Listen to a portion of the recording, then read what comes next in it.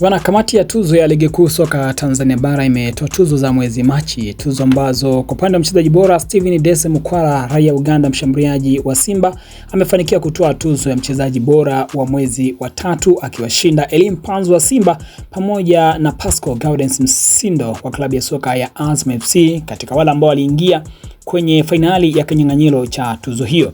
Lakini kwa upande wa kocha bora mwezi wa tatu, kocha Fadlu Rahman David wa Simba ametoa tuzo hiyo baada ya kuwashinda kocha Rashid Tausi wa Azam FC pamoja na kocha wa Singida Black Stars David Ouma ambao waliingia nao finali ya kuwania tuzo hiyo kwa mwezi wa tatu. Steven Dese Mukwala anachukua tuzo ya kwanza ya mchezaji bora wa mwezi tangu alipoanza kuitumikia Simba na tangu alipoanza kucheza ligi kuu ya soka ya kandanda ya Tanzania Bara, na hii inachagiza zaidi uwezo wake mzuri na kiwango ambacho amekuwa kikionyesha katika siku za hivi karibuni. Je, yapi maoni yako? Walistahili kwa tuzo hizi? Tuandikie maoni yako kwenye comment na sisi tutayazingatia. Hii ni Travel TV.